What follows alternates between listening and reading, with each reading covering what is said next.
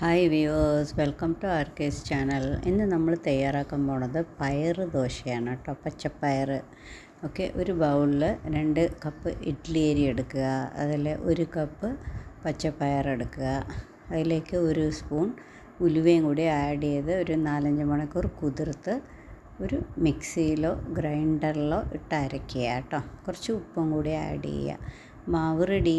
നമ്മുടെ ഇഡ്ഡലി ദോശയുടെ പോലെ കേട്ടോ. ഒരു 4-5 മണിക്കൂർ വേണമെങ്കിൽ പുളിപ്പിക്കുക, അത് അവരവരുടെ ഇഷ്ടം. ഇല്ല പുളിക്കാതെയും ചുടാം. ഓക്കെ, എന്നിട്ട് ഒരു ചൂടായ ദോശക്കല്ലിൽ അടിപൊളിയായി ഇതുപോലെ പരത്തി കുറച്ച് എണ്ണയൊക്കെ ഇട്ട് ചുട്ടെടുക്കുക കേട്ടോ.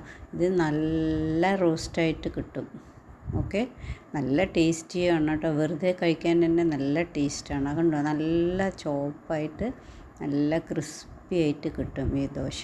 ഓക്കെ, എല്ലാവരും ട്രൈ ചെയ്ത് നോക്കൂ. നല്ല ഹെൽത്തിയും കൂടിയാണ്. അറിയാലോ, പയർ നല്ല ഹെൽത്തിയാണ്. ഇതൊരു ആന്ധ്ര സ്റ്റൈല് ദോശയാണ് കേട്ടോ.